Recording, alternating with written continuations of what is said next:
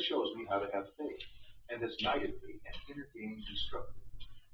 Tim lives his work, and as my mentor and a role model, he has entrusted me to see into and participate with him as he continues to learn. I appreciate him especially for this. He is a source of unconditional interest. One day, he was even more right than usual. It was the last day of the first inner game workshop for tennis teachers. Though I had assisted him at an inner tennis I had my first private lesson. 30 people were watching with Tim. He suggested authority. Express authority. Become the author of your own shot, he kindly requested.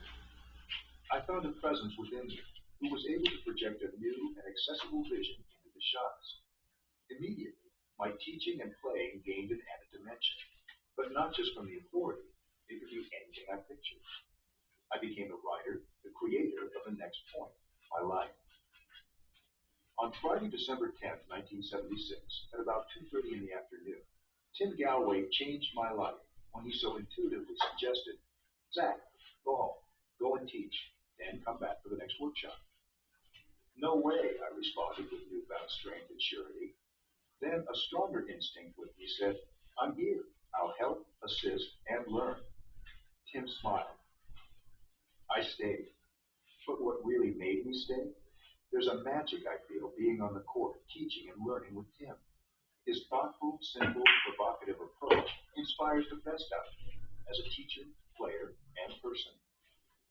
Since that life-altering moment of expressing a newfound authorship, I trusted and continue to trust Tim's instincts. I'm still in Los Angeles, working with and expanding the inner game process, group and private instruction on tennis courts and golf courses, and in music and billiard halls. And I continue to learn and grow and practice with Tim almost daily, on and off the court, expressing our inner and outer games. Introduction. Every game is composed of two parts, an outer game and an inner game. The outer game is played against an external opponent to overcome external obstacles and to reach an external goal. Mastering this game is the subject of many books, offering instructions on how to swing a racket, club, or bat, and how to position arms, legs, or torso to achieve the best results.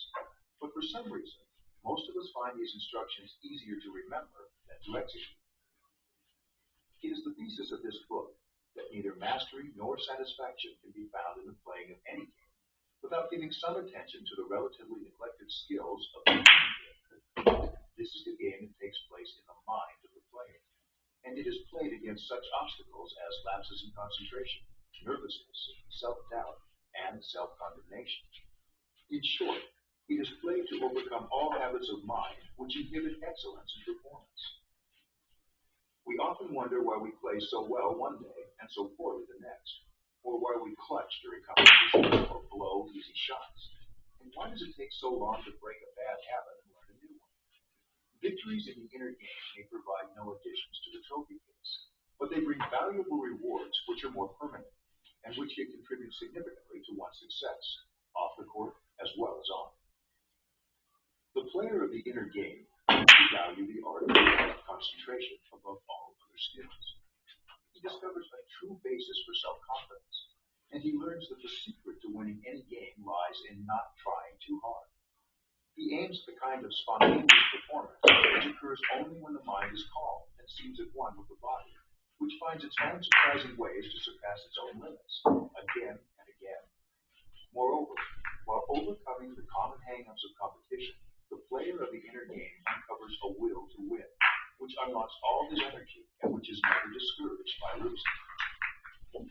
There is a far more natural and effective process for learning and doing almost anything than most of us realize. It is simple, we all use, but sooner. As we learn to walk and talk, it uses the intuitive capabilities of the mind and both the right and left hemispheres of the brain. This process does not create, we already know. All that is needed is to unlearn those habits which interfere with it, and then to just let it happen. To uncover and explore the potential within the human body is the quest of the inner game. In this book, it will be explored through the meaning of tennis. The Inner Game of Tennis. Chapter 1. Reflections on the mental side of tennis. The problems which most advanced tennis players are not those dealing with the proper way to swing a racket. Books and professionals giving this information abound. Nor do most players complain excessively about physical limitations. The most common complaint of sportsmen ringing down the corridors of the ages is, "It's not that I don't know what to do, it's that I don't do what I know." Other common complaints that come constantly to the attention of the tennis pro. "I play better in practice than during the match. I know exactly what I'm doing wrong on my forehand, I just can't seem to break the habit. When I'm really trying hard to do the stroke the way it says to in the book, when I concentrate on one thing I'm supposed to be doing, I forget something else. Every time I get near match point against a good player, I get so nervous I lose my concentration. I'm my own worst enemy. I usually beat myself." Most players of any sport run into these or similar difficulties frequently, but it is not so easy to gain practical insight into how to deal with them. The player is often left with such warmed-over aphorisms as, "Well, tennis is a very psychological game, and you have to develop the proper mental attitudes."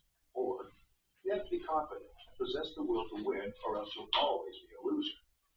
But how can one be confident or develop the proper mental attitudes? These questions are usually left unanswered. So there seems to be room for comment on the improvement of the mental processes, which translate technical information about how to hit a ball into effective action. How to develop beginner skills, without which high performance is impossible, is the subject of the inner game of tennis. The typical tennis lesson. Imagine what goes on inside the head of an eager student taking a lesson from an equally eager new tennis pro. Suppose that the student is a middle-aged businessman bent on improving his position on the club ladder. The pro is standing at the net with a large basket of balls, and being a bit uncertain whether his student is considering him worth the lesson fee, he is carefully evaluating every shot. "That's good, but you're rolling your racket face over a little on your follow-through, Mr. Wheel. Now shift your weight onto your front foot as you step into the ball. Now you're taking your racket back too late. Your backswing should be a little lower than on that last shot. That's it, much better." Before long, Mr. Wheel's mind is churning with 6 thoughts about what he should be doing and 16 thoughts about what he shouldn't be doing. The improvement seems dubious and very complex, but both he and the pro are impressed by the careful analysis of each stroke, and the fee is gladly paid upon receipt of the advice to practice all this, and eventually you'll see a big improvement. I too admit to overteaching as a new pro, but one day, when I was in a relaxed mood, I began saying less and noticing more. To my surprise, errors that I saw but didn't mention were correcting themselves without the student ever knowing he had made them. How were the changes happening? Though I found this interesting, it was a little hard on my ego, which didn't quite see how it was going to get its due credit for the improvements being made. It was an even greater blow when I realized that sometimes my verbal instructions seemed to decrease the probability of the desired correction occurring. All teaching pros know what I'm talking about. They all have students like one of mine named Dorothy. I would give Dorothy a gentle, low-pressured instruction like, "Why don't you try lifting the follow-through up from your waist to the level of your shoulder? The top spin will keep the ball on the court." Sure enough, Dorothy would try hard to follow my instructions. The muscles would tense around her mouth. Her eyebrows would set in a determined frown. The muscles in her forearm would tighten, making fluidity impossible. The follow-through would end only a few inches higher. At this point, the stock response of the patient pro is, "That's better, Dorothy, but relax. Don't try so hard." The advice is good as far as it goes, but Dorothy does not understand how to relax, while also trying hard to hit the ball correctly. Why should Dorothy, or you or I, experience an awkward tightness when performing a desired action which is not physically done? What happens inside the head and the swing is complete? The first glimmer of these two questions came to me now with a rare insight after a lesson with Dorothy. Whatever's going on in her head, it's too damn much. She's trying so hard to swing the ball with her shoulder that she can't focus on the ball. Then and there, I promised myself I would cut down on the quantity of verbal unbelievable instructions. My next lesson that day was with a beginner named Paul, who had never held a racket. I was determined to show him how to play using as few instructions as possible. I tried to keep his mind uncluttered and see if it made a difference. So I started by telling Paul I was trying something new. I was going to skip entirely my usual explanations to beginning players about the proper footwork for the basic forehand. Instead, I was going to hit 10 forehands myself, and I wanted him to watch carefully, not thinking about what I was doing, but simply trying to grasp a visual image of the forehand. He was to repeat the image in his mind several times, and then just let his body imitate. After I had hit 10 forehands, Paul imagined himself doing the same. Then, as I put the racket into his hand, sliding it into the correct grip, he said to me, "I noticed that the first thing you did was to move your feet." I replied with a non-committal grunt and asked him to let his body imitate the forehand as well as it could. He dropped the ball, took a perfect backswing, and with natural fluidity, ended the swing at shoulder height, perfect for his first attempt. But wait, his feet, they had moved an inch from the perfect range position he had assumed before taking his racket back. They were nailed to the court. I pointed to them, and Paul said, "Oh yeah, I forgot about that." The one element of the stroke Paul had tried to remember was the one thing he didn't do. Everything else had been absorbed and reproduced without a word being uttered or an instruction being given. I was beginning to learn what all good pros and students of tennis must learn, that images are better than words, showing better than telling, too much instruction worse than none, and that trying often produces negative results. One question perplexed me. What's wrong with trying? What does it mean to try too hard? Playing out of your mind. Reflect on the state of mind of a player who is said to be hot or playing in the zone. Is he thinking about how he should hit each shot? Is he thinking at all? Listen to the phrases commonly used to describe a player at his best. He's out of his mind. He's playing over his head. He's unconscious. He doesn't know what he's doing. The common factor in each of these descriptions is that some part of the mind is not so active. Athletes in most sports use similar phrases, and the best of them know that their peak performance never comes when they're thinking about it. To play unconsciously does not mean to play without consciousness. That would be quite difficult. In fact, someone playing out of his mind is more aware of the ball, the court, and, when necessary, his opponent. But he is not aware of giving himself a lot of instructions, thinking about how to hit the ball, how to correct past mistakes, or how to repeat what he just did. He is conscious, but not thinking, not over-trying. A player in this state knows where he wants the ball to go, but he doesn't have to try hard to send it there. It just seems to happen, and often with more accuracy than he could have hoped for. The player seems to be immersed in a flow of action which requires his energy, yet results in greater power and accuracy. The hot streak usually continues until he starts thinking about it and tries to maintain it. As soon as he attempts to exercise control, he loses it.